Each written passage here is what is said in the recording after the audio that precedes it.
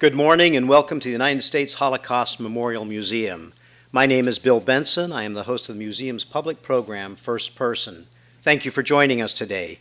We are in our 17th year of the First Person program, and our first person today is Mr. Henry Greenbaum, whom we shall meet shortly.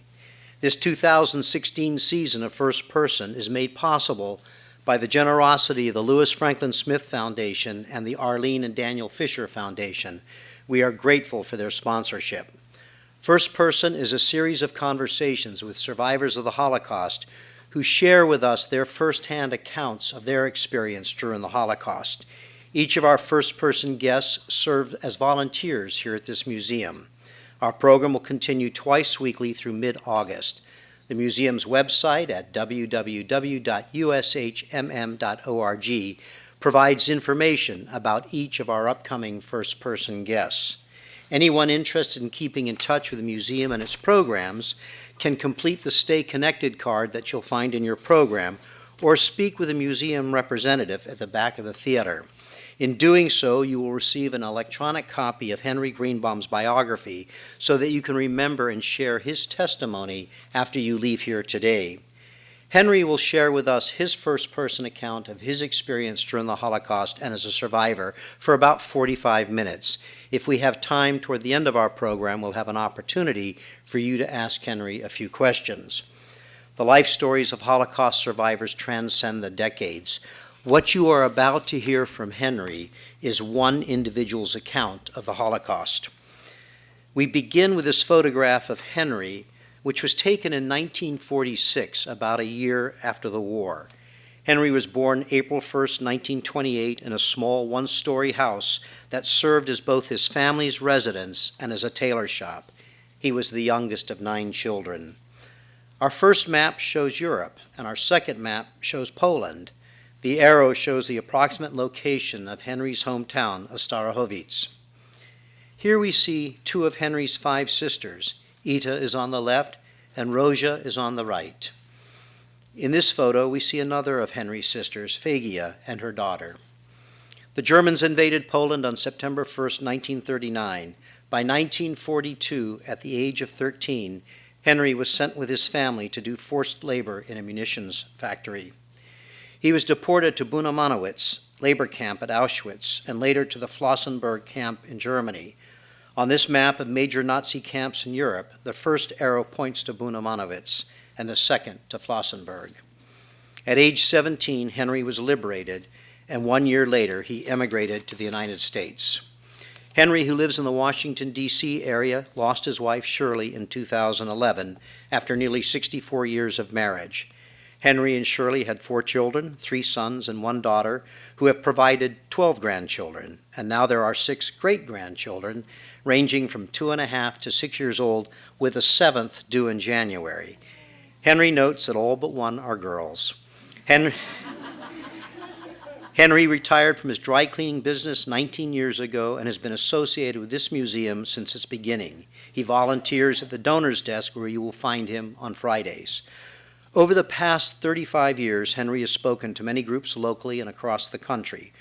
Earlier this year, he traveled to Baton Rouge, Louisiana, and spoke to 1,100 students at a Catholic boys' school and 900 at a Catholic girls' school, as well as at a Jewish film festival in Baton Rouge. He also spoke to sailors aboard the USS Truman in Norfolk, Virginia, Fort Detrick Army Base in Maryland, and to the National Guard in Arlington, Virginia. He's also been a guest on Fox Radio with a live audience and on The Larry King Show. In August 2014, Henry took his 3 sons to Germany and Poland at the invitation of the city of Flossenburg, site of the Flossenburg concentration camp. They went to Auschwitz-Birkenau and visited Henry's hometown. And in January 2015, Henry went to Poland as part of this museum's delegation to the commemoration of the 70th anniversary of the liberation of Auschwitz-Birkenau. Henry is accompanied today by his daughter-in-law Jackie and her daughters, Henry's granddaughters, Lauren and Jillian. When we first began First Person in 2000, Henry was our very first person. And with that, I'd like to ask you to join me in welcoming our first person, Mr. Henry Greenbaum.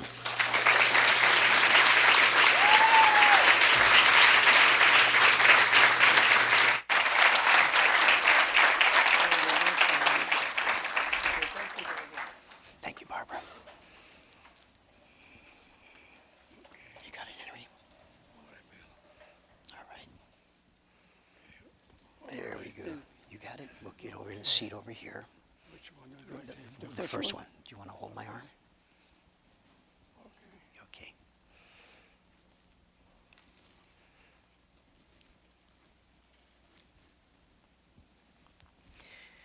I feel good. Henry, thank you so much for joining us and for your willingness to be our first person today. We are so glad to have You're you. welcome. 17 years you've been with us. That's right. All right, Henry.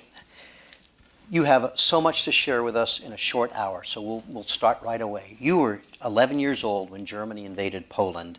Before we turn to the war and the Holocaust, tell us a little bit about your family, your community, and you in the years before the war began.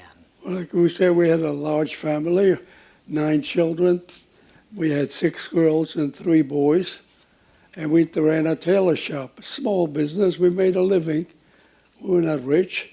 We made an honest living. We got along with our neighbors. Most of our customers were non-Jewish that we served as tailoring, either new garments or repairing mostly. And me as a youngster, everybody had a chore in the house. I had to, if I didn't go to school, after school I had to keep the iron hot so they can iron the stuff that they fixed. In those days we didn't have any electric irons.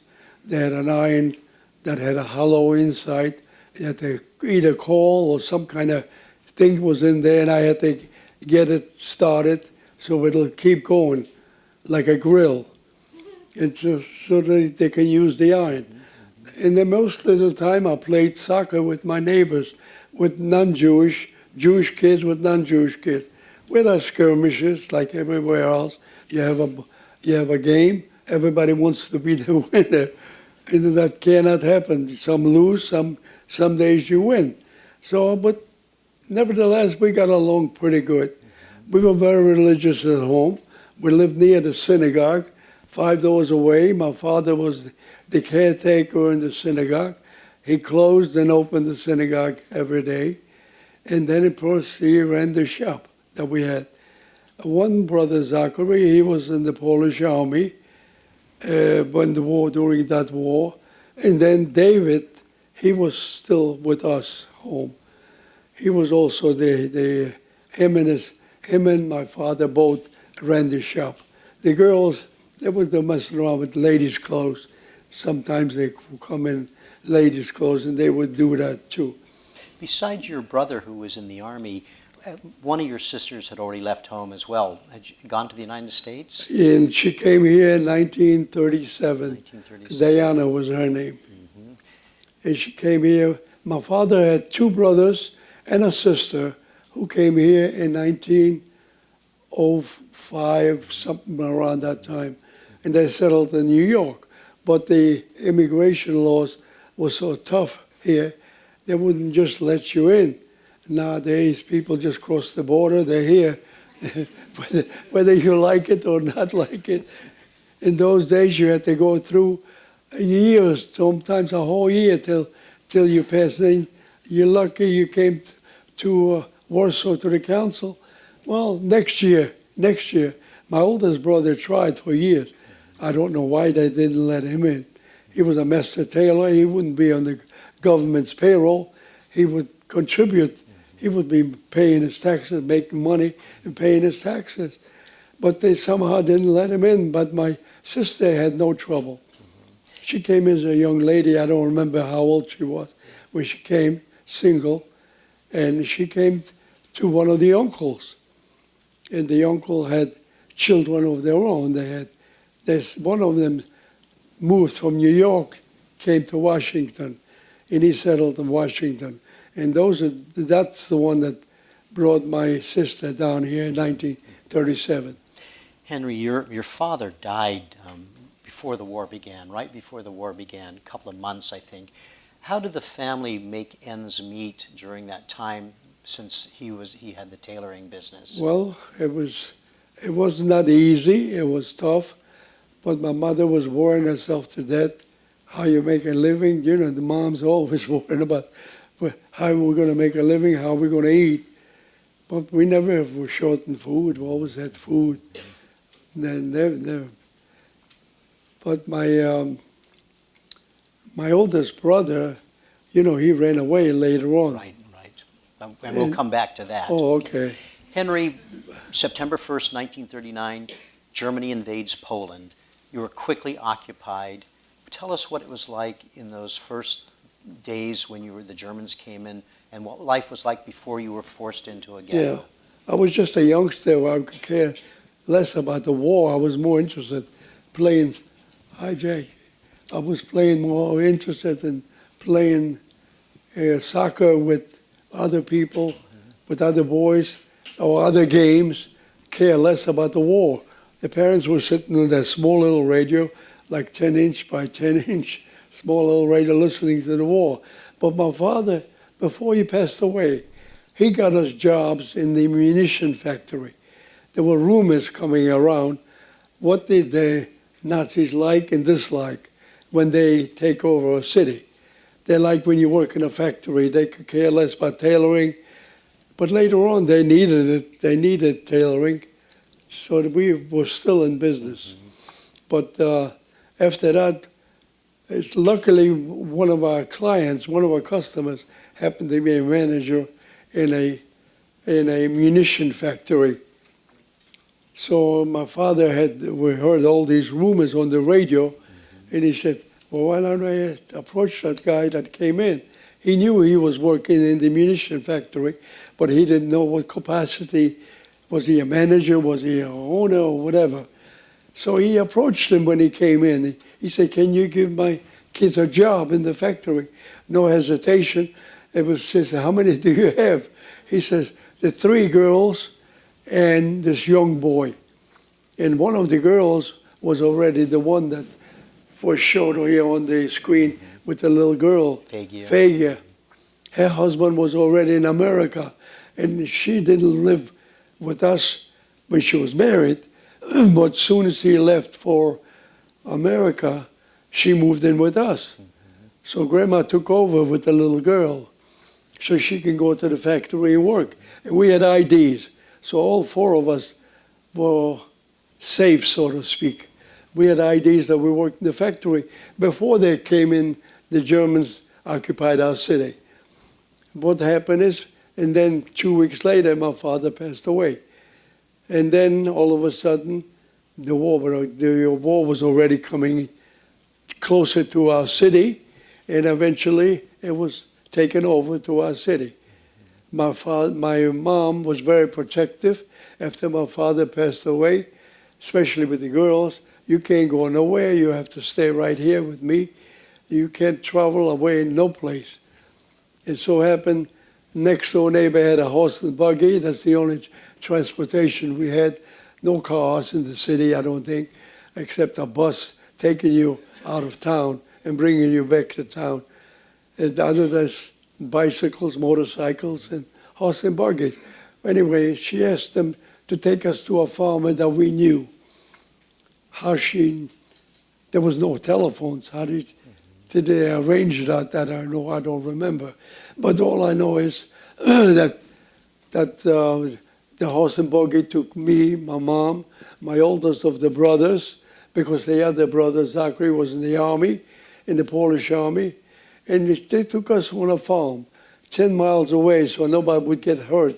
When they take over a city, they usually throw bombs, and she didn't want anybody to get hurt. So we went to that farm, and we stayed in that farm for 3 days. We heard all the bombardments coming in because 10 miles away was not that far away. And we stayed in there on the second day. My brother and I, David was his name, and he was out there with me eating breakfast outside. So the farmer, the owner of the farm, gave us a slice of bread, butter on it, and they said, go out, take a tomato off the vine. They were late September, there were still tomatoes on the vine. And we ate tomatoes and bread, and we're supposed to go in and get a glass of milk after that. But while we were eating, we saw from a distance a green uniform approaching us, and we could not figure out who this was at all. As he got closer to get her, it was a Polish soldier, not Jewish, and he had a lot of medals on him. He was not a private. And it so happened that my brother Dave knew him by first name. They kept talking to each other like friends. They either went to school together or he was just a customer in our place. I don't remember that. But all I know is that he asked the soldier, "Where are you running away from?" He says, "I'm running from the German army. They're here 3 kilometers and they're coming this way." And the Polish soldier was running on the opposite direction away. My brother had an idea, which I could not believe myself, what I heard. He says, "Is it okay if I run away with you?" I said, "No, how do you do that? You're my oldest brother.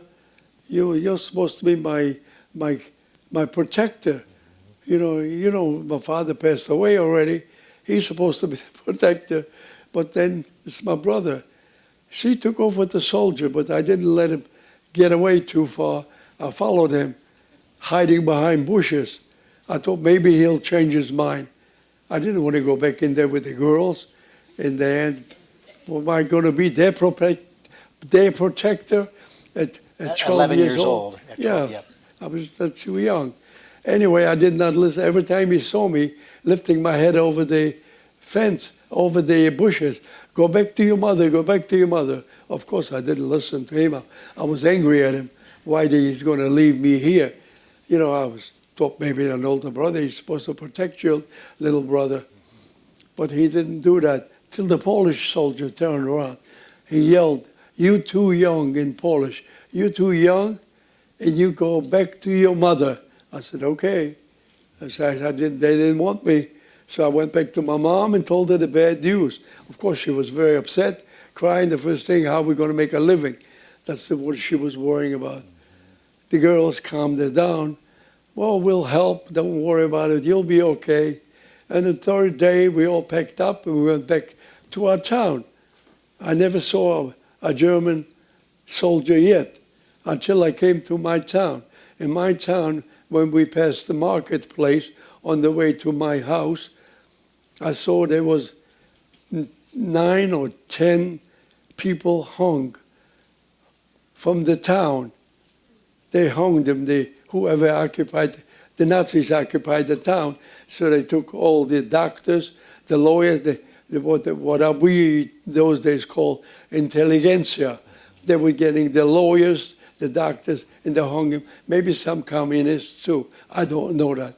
But all I know is at that age, I had to witness 10 people, 9 or 10 people hanging. That's the first time next to my father, that's the first time I ever saw a dead person. But hanging, I never saw that. So it was very on my mind constantly why they would do something like that. But the mom explained that's what they happened. They took the smart people. They didn't want them to interfere with their occupancy, I guess. And we went to business. We opened the door, cleaned up, and every time I would hear the boots clicking on the sidewalk, I would run toward the door through a crack just to listen to observe the soldier. What does the soldier look like? Why am I so scared of them? They didn't do anything to me yet. Why do I afford to work? But I looked at him. He was scary looking. They were always wearing a helmet because they just occupied the city 3 days ago. So they all wore helmets, boots, and the rifles. They all walked around with that constantly. And then I went back after I observed them. Like I said, he didn't do anything to me. But later on, within a couple of weeks, the order came out. All the Jews in that town had to wear the yellow Star of David. So from a child on to no matter how old you were, you had to wear a yellow star on the front and in the back. That means if you walked on the sidewalk, anytime you met with a soldier, any rank of soldier, a German soldier, you had to step off. We were never bareheaded because we were religious, always had a hat on. Also, and then they had the tassels sticking out. And then we walked on the sidewalk, and every time you're seeing the soldier coming, you had to take your head off and jump off the sidewalk and let the master, so to speak, walk through. And you have to give them attention to that. And that, if you didn't obey, he would kick you off. He would knock you down with a rifle butt on the sidewalk and then kick you off the sidewalk until on the road. That was not dangerous, the road. They didn't have any cars anyway to worry about. But anyway, that was the first thing they introduced us to. And then the second thing later, they grabbed us in the street because we were already identified with the Yellow Star of David. So the truck would pull up on the sidewalk along, and if we saw you with the star, they grabbed you on the truck. And what did we do on the truck? The truck was full. They went to the countryside, to the farmlands, and we had to dig trenches for them. They said for military tanks to fall in. So it turned out to be graves later. They told us it was trenches for tanks to fall in. And then whatever work they had to do, they grabbed us in the street, cleaned their vehicles, cleaned the place where they lived. They took over places. It's sort of like thing. And that so happened when they grabbed me one time, and I said, I work in the factories. Here's my ID. Never be without the ID. It's like a passport. You have to wear the ID. You have to hide it in the pocket. Well, you're not due till 3 o'clock in the afternoon. This is 10. You can work for us, and later we'll drop you off in the factory. And they did that. So that day I did double shift. But other people did the same thing. They grabbed them even though they had IDs. They took them to dig the trenches. Henry, it wouldn't be very long before you and your family and the other Jews in your community were forced into a ghetto. Tell us about the ghetto and what conditions were like for you there. Well, we didn't have to move. That's one thing about the ghetto. We stayed in our little house. They took over a neighborhood. Where your house already was, right? Yes. They took over our neighborhood, 3-block perimeter, small little blocks.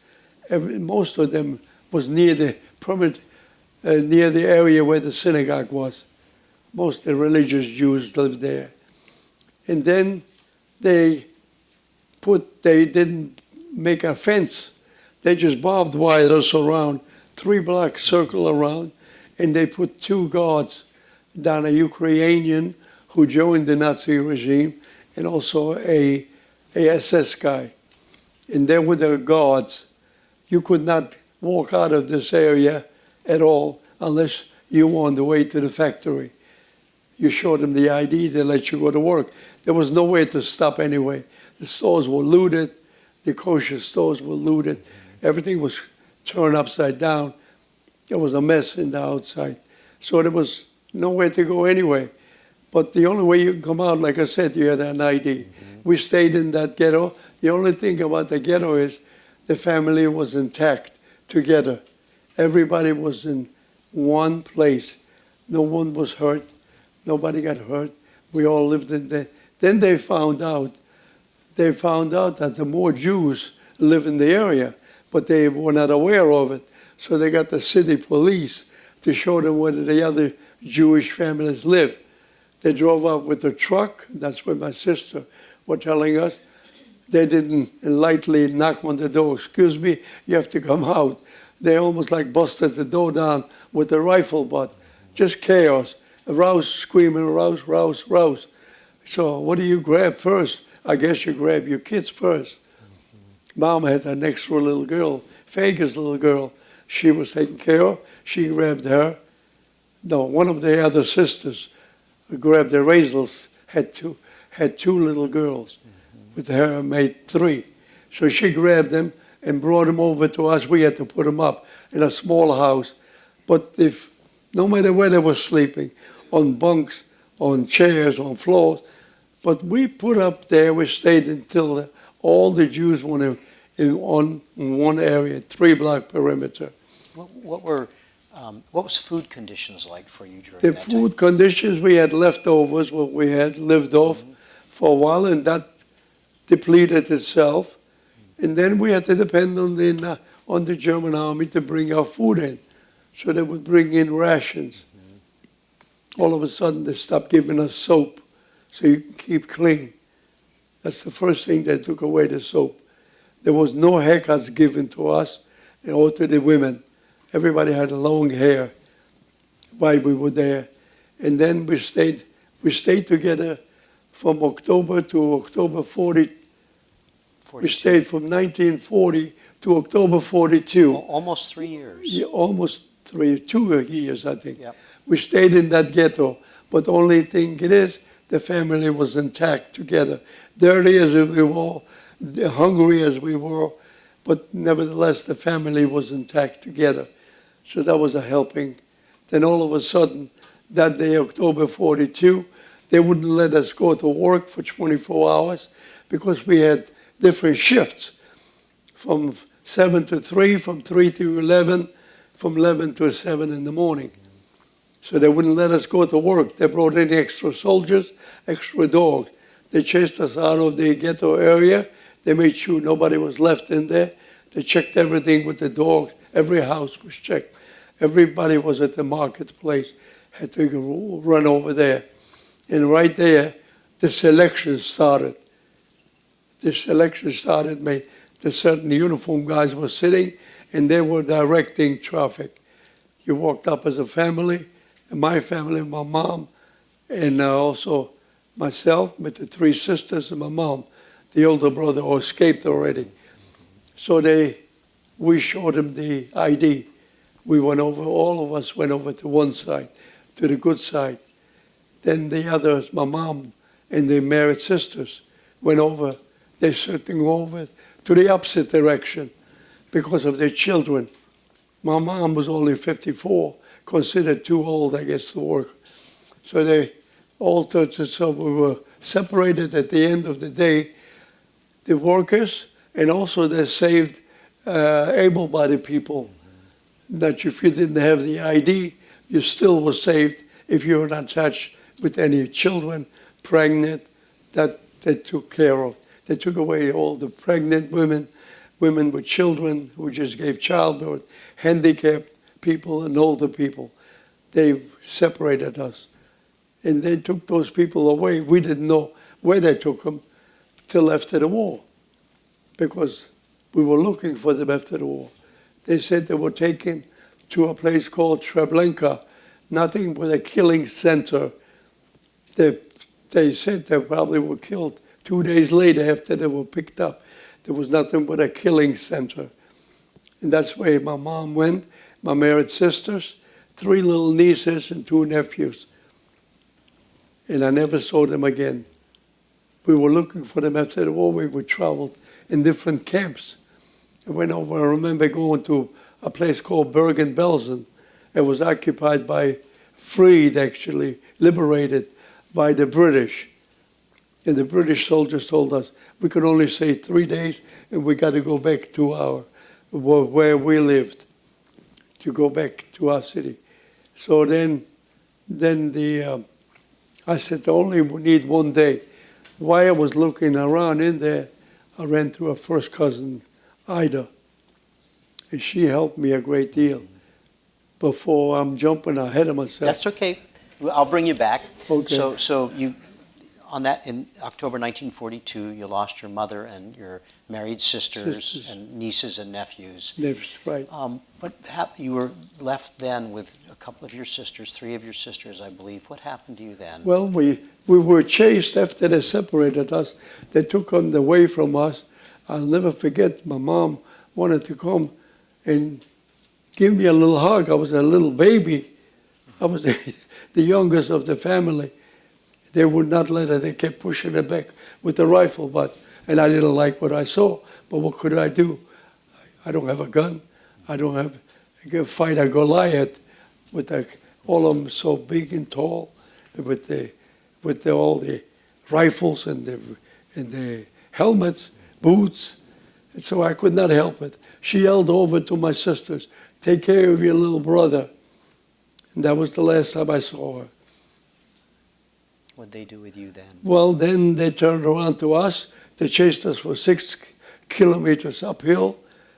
literally chasing us with the dogs and whips. And So you're running with your sisters while they're chasing you. You're running with your sisters. with while my they're chasing you. sisters, yes, with my three. Yeah. In fact, we were holding hands, running with them. And then we thought we were going to go back into the ghetto. They chased us past the ghetto, uphill 6 kilometers.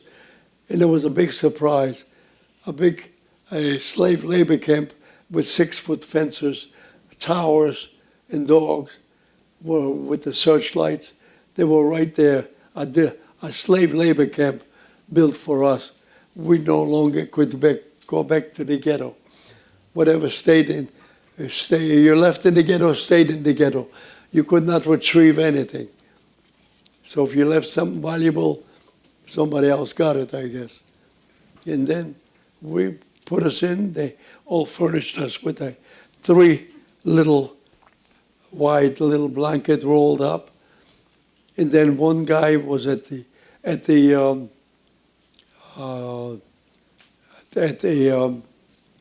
I can't remember the barracks. I couldn't think of the barrack. The first time I saw a barrack on stilts.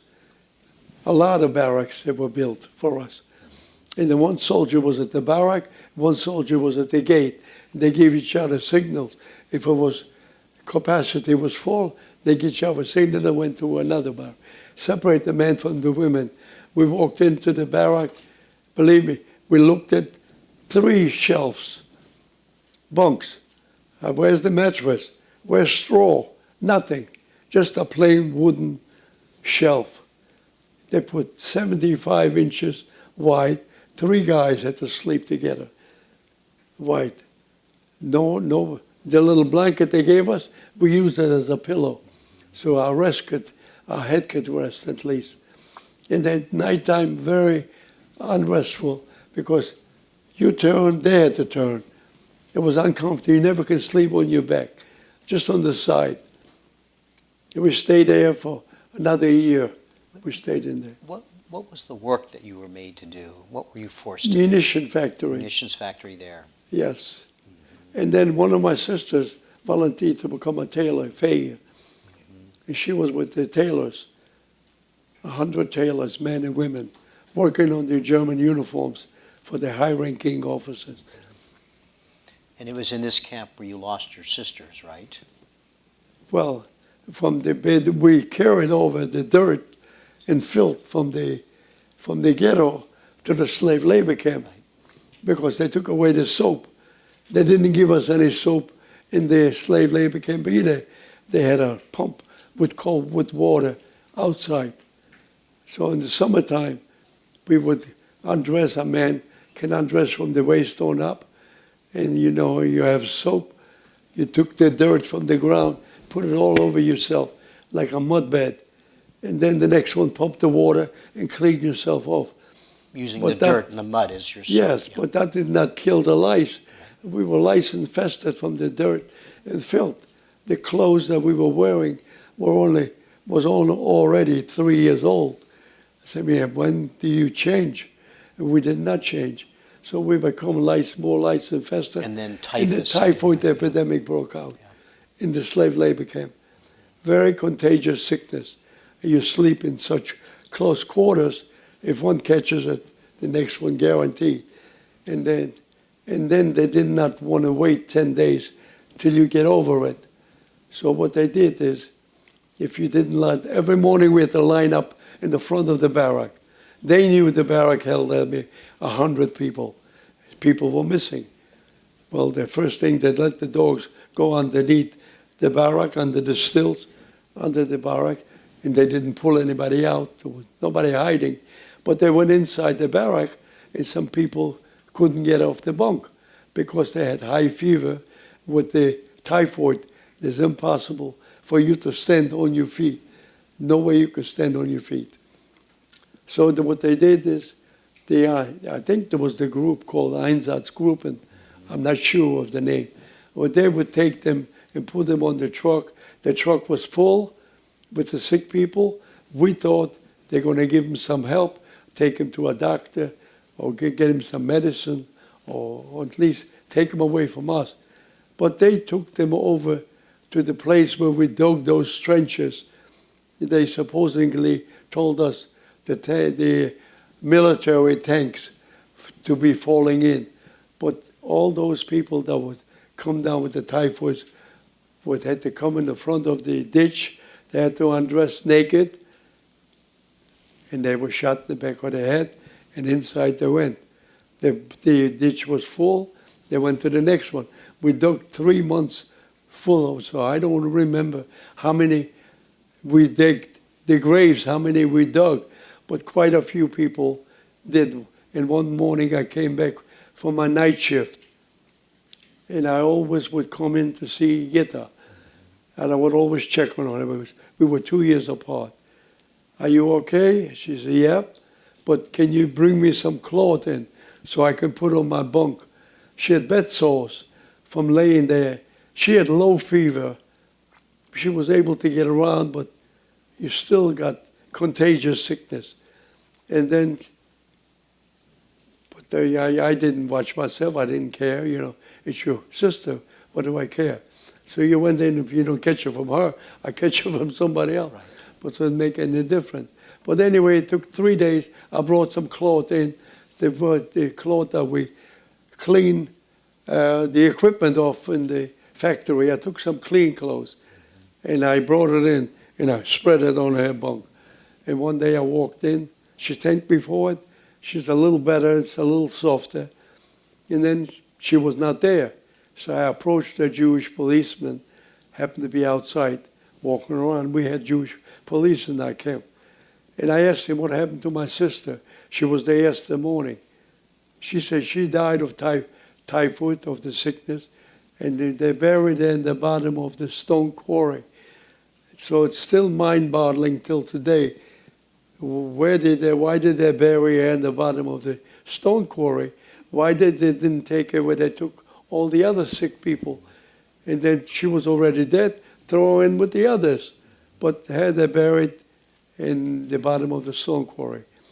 And then also night shift the following week, after I was also night shift, and I came back, there I saw my other sister Chaya on the truck, pickup truck.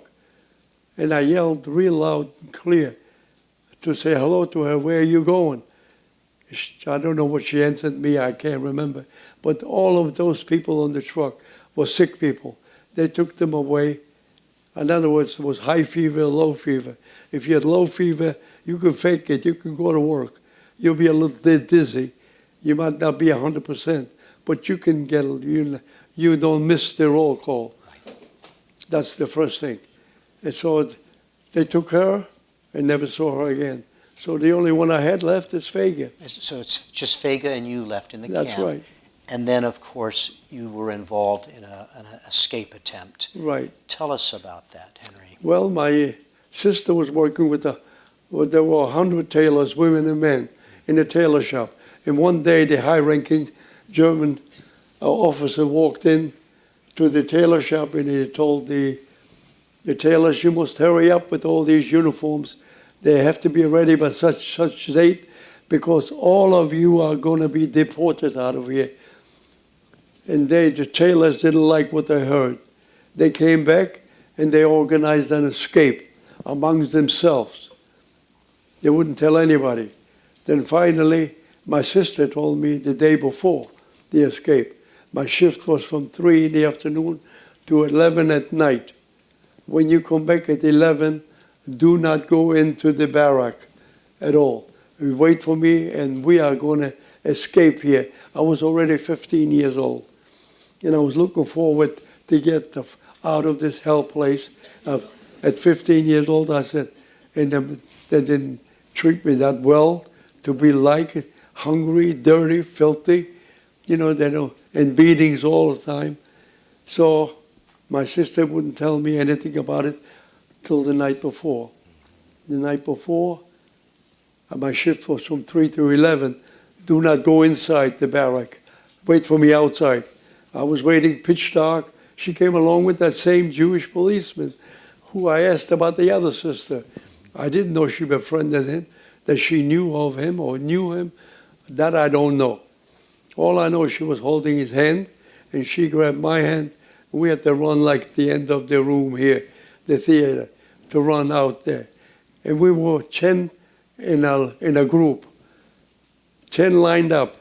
So definitely 10 was the tailors, 100, 10 times 10 is 100. So we were all lined up, waiting for escape.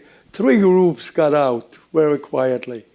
They got up. The third group thought of bringing something from the factory, clippers, to cut the wire open in the wire fence. It was not the electric fence. It was just plain barbed wire. They opened up a bigger spot, a bigger place. So more than one person, 10 ran to the place, but only one at a time could squeeze through. So it took forever, a long time. And then we were working, we wanted to do it real fast so more people will escape because we were waiting in line.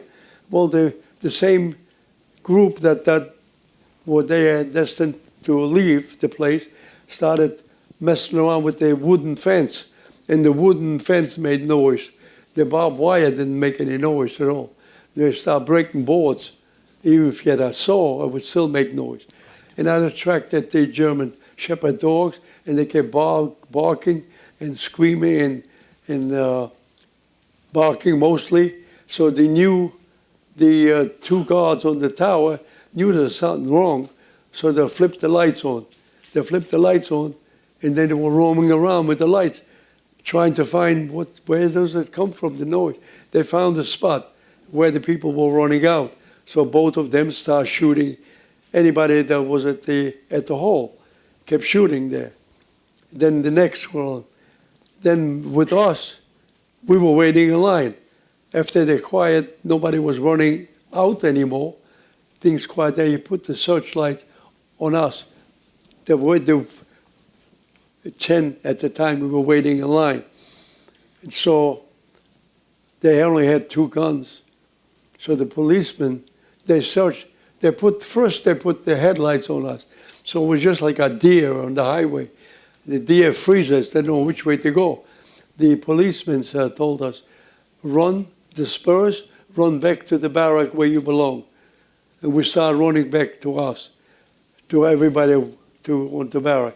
And somehow I got separated from my sister, but they kept shooting at us, and the bullet struck the back of my head. A bullet grazed me. It didn't go inside, but nevertheless, it still knocks you out from the impact. It knocks me out. And when I woke up a few seconds later, the blood was running all over me in the back, all the way down into the shirt, all the way to the pants, all the way outside. You know, they opened up a gash, 2-inch gash in the back of my head. And so I woke up and I said, Fagin, why would you leave me alone here? I'm only 15 years old. You promised my mother you're going to take care of me. Where are you? Why would you escape? Just leave me all by myself. Then I thought, I better start thinking about myself. And dear Lord, I kept saying to God, I said, dear God, you have to watch over me so I don't get shot again. And so I can get to America someday to visit my sister in America. I know she was safe. I know she was protected. And I was trying to get back, and I did not find her on the way. Instead of running to my place, where I belong, to the barrack, I ran for the women's barrack. And I went into the women's barrack. The woman opened the door. She said, what do you do? She shut the door. She didn't let me in. You're going to get us all killed. You're full of blood. You're going to get us all. I said, how am I killed? I almost got killed myself. The woman knew my name. I knew her name. She was just in charge of the girls in the barrack. I'm looking for my sister Fagin. She's not here. I said, how can you answer that fast? She's not here. You weren't even looking. And by that time, they stopped shooting. And then the 2 guards were angry that we were trying to escape. So they started randomly shooting into barracks. And the one was picked was the women's barrack, shooting into that. All the girls jumped off the bunks. On the ground they went. And I was sitting on the ground. So I was eye level, still looking for my sister Fagin, still looking for her, but I could not see her. Who do I run across? Was Ida Yitta. Yitta, she's the one that helped me with the bleeding when I got hit and I came into the barrack. And then Yitta said, "What are you doing here?" I said, "I'm looking for Fagin." She says, "Trust me, she's not here. I know what bunk she is, and I know she's not here." "What happened to you?" I explained what happened. She started cleaning. She came over with a bucket of water, and she cleaned me up a little bit. And she took a dry rag, and she put it on my wound. She took off a beret that she was wearing and put it on my head. And she said, "Let that rag be tight against your wound so you won't bleed anymore." The bleeding stopped. And I tried to get out of there because if they would catch me in the women's barrack, I wouldn't be here, escaping with a wound on top of my head. So I tried to get back to my barrack. So I do remember counting up from 1 to 15. Why I was counting, I don't remember. But I was counting to see, I think the searchlights were going. Can I beat the searchlights back to on the way to my barrack? So I lowered my head. It was the opposite direction. And he didn't searchlight. I made it to my barrack back before the lights came over towards me. I was already inside my barrack. And I said, "Thank God I'm safe now, and I'm one piece." In the morning, loudspeaker came out, "Attention, attention, everybody house." And they were roll call. They wanted this time, like we line up for work every day, we had to line up in the front of the barrack. This time, they wanted to see how many escaped. So they were counting us. Let's say there was 100 in the barrack, there was only 75. Well, 25 people unaccounted for. They either wounded at the hall, or either they escaped, or either they killed some of them. And they did do that exactly. First thing they did is check out the barrack if anybody else is still in there. Nobody was in there. They're under the stilts, they let the dogs under. Nobody was there. So all the missing people, they either got out, or they wounded or killed. Right.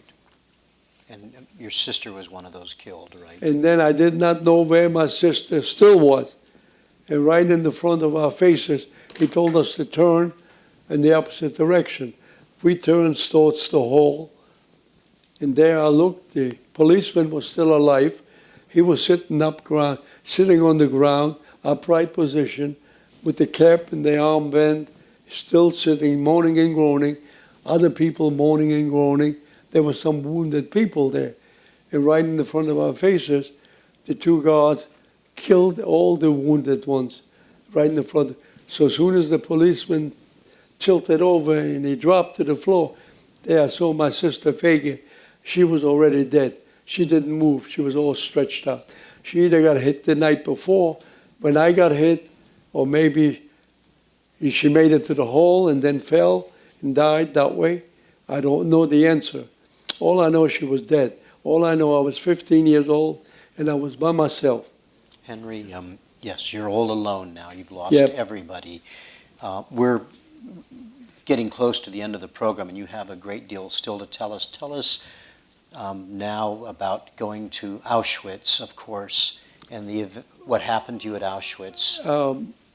That day, that magic day came when the high-ranking officer told the tailors they must have everything ready. And that day came, they got extra soldiers, always extra soldiers. And they chased us down for 6 kilometers to the railroad station. And they packed us in like sardines into the cars, in the freight cars. No water, no bathroom. And it was very hot September. Oh, I don't remember what month it was. I don't even really remember. But all I know, it was still hot. They stuck us in, and they locked the doors from the outside. And then we were traveling. For 3 days we were traveling.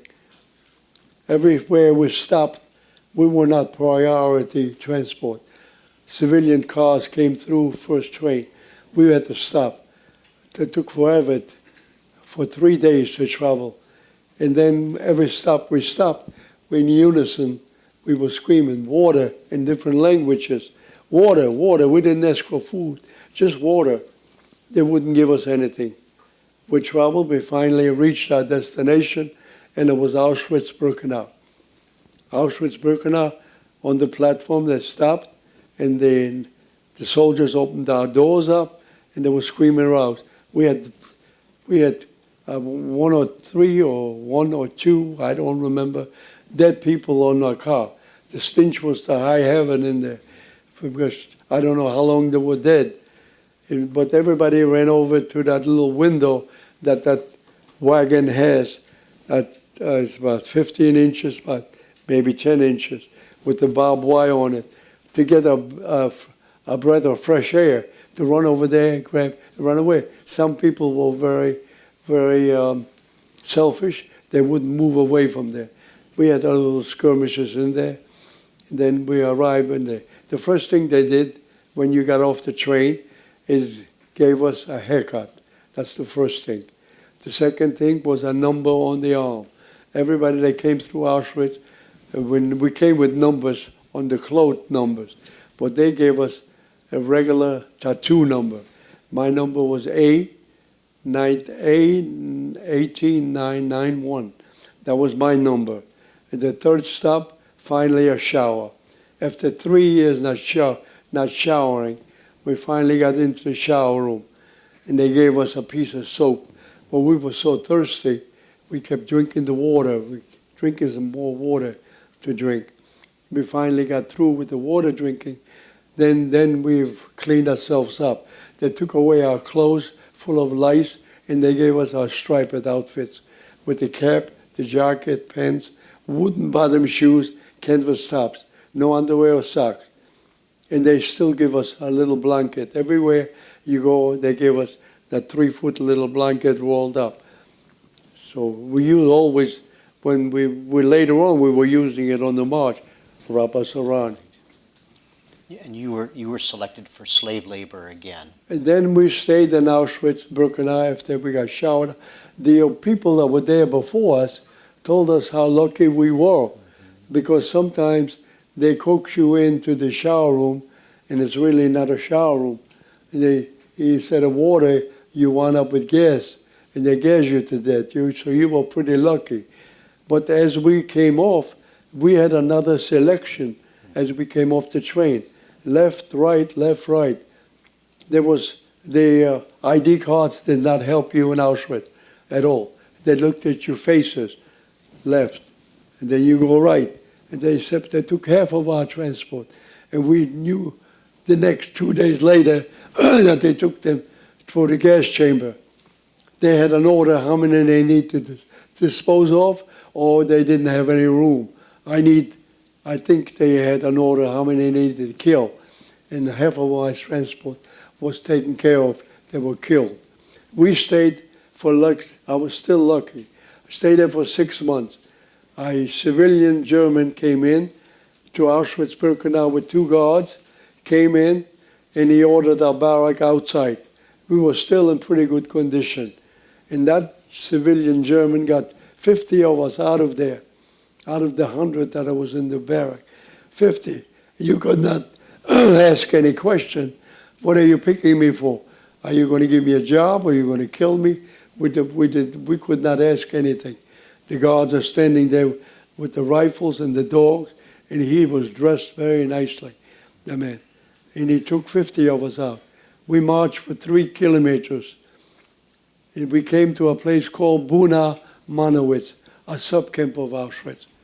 And that man was either a manager or owner or part owner. He was not a private person to come into a camp and get 50 people to work for him. And he took us to a place called IG Farben. They're still working, I think. They understand they produce cyclone gas, bug sprays, automobile tires, bullets, synthetic fuel. But the 50 that civilian took, for one reason only. He wanted us to build a road in the compound of the factory with the cobblestone road and the sidewalk. And that for 3 months we were doing that. In the winter was no pleasure, no gloves. You have to take care of that stone, and you have to unload the merchandise to build the road They were on freight cars, and they gave you a shovel. In the beginning, you work yourself in. Once you go into the car, you have to take shovel by shovel, and you get blisters all over your hand from not wearing gloves, from the shovel. And they only gave you a certain time to unload. They didn't give you all day long to unload. You didn't want to get whipped with the whip, so you had to work pretty hard. If we built that road for 3 months, and soon enough, the American Air Force finally came and bombed the IG factory. And they didn't go inside, they only bombed the outside, the rail leading into it. That's why they wanted to have a cobblestone road for the trucks to be able to pull in case the rail can't make it. But the Air Force came back more aggressive, and they knocked out most of it, and they knocked out the whole factory. They had a bunker in there. That was not for us. We had to work right through the bombing as they were bombing, because our guy was the watch by, was a capo, was watching us. He was hiding so he wouldn't get hit by our shrapnel, but he didn't give a darn about us. We had to work right through. And one day we were working when the Air Force came back, the American Air Force came back, and they were bombing the area, and soon enough we see some uniform guys, and they spoke the British soldiers. There were 10 of them with 2 wagons, little wagons. They were just picking up the trash from their factory. That's all they did. They were prisoners of war? Right. Yeah. Yes, they were caught with it by the Germans as war prisoners. But they treated them well. They looked very nicely, dressed, clean, and they were not hungry. They told us, don't give up, don't give up. This is American Air Force bombing you. And don't give up. And then they left. We never saw them again. Henry, you would get sent yet to another camp, Flossenburg, and then on a death march. Tell us in our remaining time about the death march and then your liberation, if you Well, would. the death march, we were marching because of we were riding first in trains. But then the good old American Air Force took care of that in the beginning. They would knock out the locomotive. They wouldn't bother the cars because they knew we were in those cars, so they didn't bother us. But they kept shooting. Definitely they put out a commission. The rail leading, the railroad, and also the locomotive. But then later on, they got so aggressive that somehow we were riding on trains, we're trying to make it to Flossenburg. And we finally made it to Flossenburg. But we stayed only in Flossenburg a few months. With no work for us over there, other than bundling up clothing. It was a story high of clothing that they murdered for murdered people. Children's clothes, men's clothes, women's clothes. Was that we had to bundle them up in bundles, and they would send them away to Germany for recycling. And then we had to abandon Flossenburg because the American army was coming to liberate Flossenburg.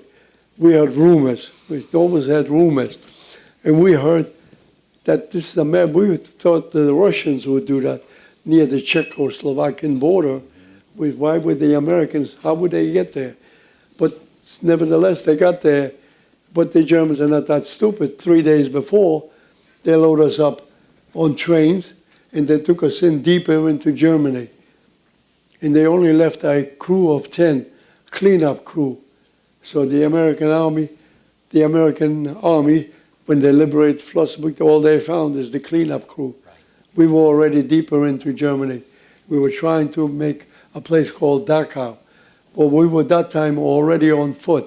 So we came trained, and then one day we were traveling through countryside very quietly, and all you could hear is the locomotive noise, choo-choo, choo-choo, with the smoke running out of, or the steam going out of the locomotive. And we were in a place called near Schwarzfield, and it was called, translation, Blackfield. And that train had a carload full of SS guys, and the American Air Force must have known that, because that day they didn't bomb just the locomotive or the rail. Then they waited circled around over us a little while first until the uniformed guys jumped out of their cars, opened our cars. That's the only way we could come out, if they opened them up. And they told us to run into the woods. In the woods, you run in 10 feet, you had to drop. The dogs were right there. Some of the soldiers already pointing the rifle at the guns at you. So you had to drop. That train was demolished from locomotive to the last car and the rail. Everything was upside down. And from then on, we had to march. And it was already the 24th of April, 1945.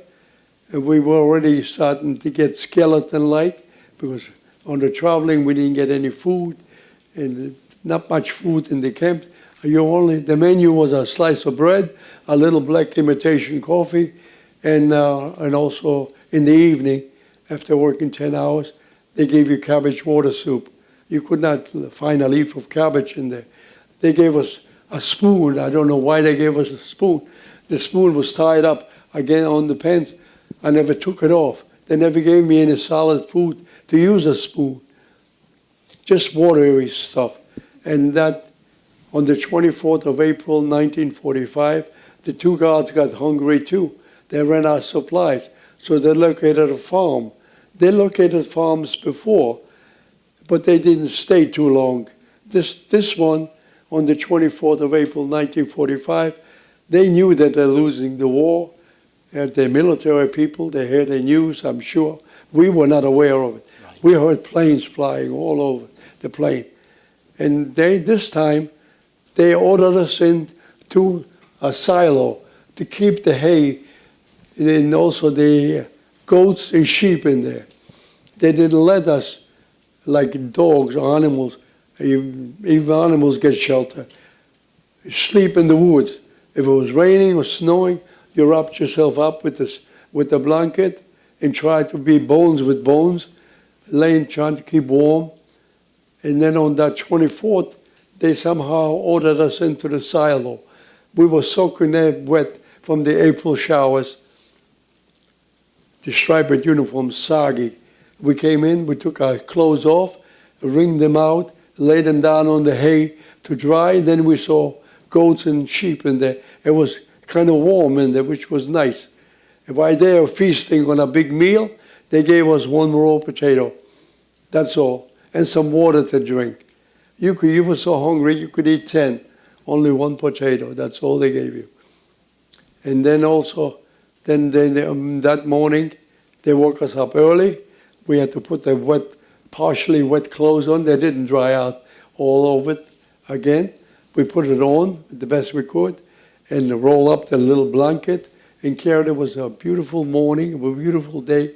A breeze was coming, and then all of a sudden they woke us up early, and they only marched us for a couple hours. And they put us near a wooded area, and that's where you sit. And then they gave us another raw potato in the morning. So that was a no-no. We knew something is happening. What? We didn't know. But when they put us near the wooded area, and then all of a sudden, we saw on a highway, maybe a half a block away, but we didn't know the markings on the equipment. What kind of army was it? It was the American Army was there. They knew it was the American Army. We didn't know. All of a sudden, they ran away from us. The guards ran away? The two guards ran away from us and let us sit by ourselves. And we were angry why they left us here. Anybody now can kill us, but they're the ones that actually got their chance of doing it. But they were afraid to kill us because the gun makes too much noise, and they would have been captured by the American Army a half a block away. They could hear the noise. With binoculars, they probably would send a jeep or whatever after them, and they would have been charged with war crimes. So they took off, and there you are, just by in the myself, woods. by myself. 50 of us left from 100. And when did the Americans get to you? And then all of a sudden, we were about 3 hours, maybe 2 hours later, a tank, an American tank, we didn't know it was American. He took off from the main highway towards us. 5 feet away, this tank stops. The soldier squeezed himself out of the hatch was kind of tight in there. Blonde, crew-cut hair. I wish I would know his name. I don't know his name. But then all of a sudden, he got out of the tank. He stood up in the hatch, put his hands on his mouth. He says, "We are Americans, and all of you are free." Until when I hear that word free, I like electricity still running through my body now. But I was 17 years old already. And that was the best time of my life. I dear Lord, thanks for saving our lives, but why did it take you so long? We kept saying that to ourselves. And all of a sudden, he yelled there was another soldier on the tank, squeezed himself out of the tank. He yelled at him to throw out all the rations that you have. We were fighting like cats and dogs, trying to grab a ration. I don't think I got to one. So he saw we're going to hurt ourselves. Somebody had to speak English in my group. I understood a little bit because I didn't know what they were talking about. You know, all of a sudden, he told us to stop with the ration, and the two got back on the tank, and they told us to follow them. They took us out of the field and the woods, across the road, into a farm. Into the farm, where both soldiers jumped off the tank. One soldier ran for the door, and the other one for us to go in. Well, we were 5 years hungry. We didn't think they're going to have food inside for us. So outside the farmer's house, 3 big dishes or pails, whatever you call them, potato peeling. I didn't need my spoon. Potato peelings were there with white flour on it. We never looked at our 2 angels that gave us back our freedom. We got on our hands and knees, shoved as many potato peelings you can stuff yourself. How we didn't choke is beyond me, because you could hardly chew them. You wanted to get as much as you can. And we ate up all these, cleaned off all the 3 trays. Then we went inside. Then we looked at each other like fools. They had a prepared table for us with regular food. Food I didn't see at home even. Very good looking, but we were not hungry anymore. And the 2 angels that gave us our freedom didn't let us eat. Drink lots of water. So we were drinking lots of water. We heard cries. We heard in there 2 rooms away in the farmhouse. He had some people that were liberated the night before. And they had all this good food. And they were screaming, "Doctor, doctor, help, doctor, doctor." They heard us making noise. We heard them. And the 2 angels had to call for reinforcements, the 2 American soldiers. They got to call for the medics to come in. The medics came in, and they gave everybody medication for the people who were complaining about their stomach problem. They either, their stomach couldn't absorb normal food, or they overate. I think they overate. Myself, I think they overate. Henry, we are at the end of our time, and obviously we could have had Henry and you here for the rest of the afternoon. He's clearly had to skip over many things, and we're not hearing about what happened next. I mean, clearly he's in very bad shape and ends up in a displaced persons camp and makes it to the United States. So we just hope you'll come back for another First Person program. Next year we'll have Henry with us again. And I'll continue. And you'll continue. It's our tradition. We're just about at the end. I'm sorry we didn't have time for questions. We obviously needed to hear more from Henry. Well, it would be nice if I could tell them the one story. When we got to Bergen-Belsen, and I ran into my cousin that saved me with the blood. Right. She was going to Poland. "Do you want to go to Poland with me?"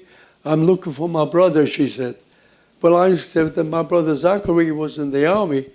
I said, maybe look for them too, but I'm too scared to go to Poland. But if you go and you find your brother, he's your first cousin, tell him that I'm alive. I was near Frankfurt am Main, Germany, in a displaced person camp organized by UNRWA and the Hayas. 3 good meals a day. Well, anyway, make it fast.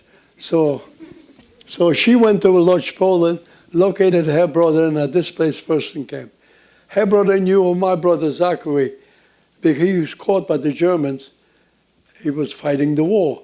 They didn't put him in with all the military because he was Jewish. They put him into a Wilno ghetto, in Wilno, Lithuania, ghetto, and then made his way back in after the Russians left Poland. Then he made it back into Poland. And then she told him that I was alive. 3 weeks later, he came. And to make a long story short, he came to me, and right away I said, where does sister live? In the Washington area. All I knew in New York. I didn't know where she lived. It so happened, I was glad that she married her first cousin and maintained the same name, but spelled a little different. It was between a Y and a double E to find my sister. But you did. But we did find her. But you did. The owner found her. Yeah. She sent papers for us. We had to wait a year. We just don't come to America. And now it's a different world now. It's a different world now. In those days, we had to wait our time till they let us in here. My sister sent papers. We two arrived in New York. We came to New York. That's what I want to telling you the story. We came to New York, and we were waiting for my sister, a woman, to come pick us up. She's the one that wanted us here. Instead, it was a man coming. And when he got closer to us, that was my dear brother David, who ran away with the Polish soldier. He wound up being in America in 1941. He came here. I'm glad you got that in. And I know That's the why I audience. wanted I know to- the audience is too. I know the audience is too. Okay. Thank you. It's Thank you very much. it's our tradition that our first person has the last word, and Henry's going to have the last word. So thank you for being here. Because we didn't have a chance for questions, as soon as Henry's done with his last word, we invite anybody who wants to come up on the stage after the program, ask Henry a question, shake his hand, get your picture taken with him, anything. We welcome all of you to do that. Henry will stay with us for it, right? All we want you to do is don't be bystanders. They had a lot of bystanders in those days. Nobody would help. So don't do that mistake again. Don't be bystander. Whenever you see somebody is done injustice is done to the person, speak out. If you can't do it yourself, too dangerous, get your family involved. Priest, rabbi, anybody, school teacher, professor, anybody. But don't leave it unattended, and don't bully anybody in your schools. I know she's not school children, but tell your children that. Don't bully anybody. The person cannot help the way they were born. They may not look the same as you want them to look, or like yourself. So don't look away. Treat them as humanly possible to be a human being so they don't kill themselves. Because I was bullied for 5 years, so I have a little experience in there. But the bullying people, don't bully, it's the worst thing. And speak out, whatever is injustice done to any human being. Thank you for listening to me, and hopefully next year, if I'm still around, I'll finish off the rest of it.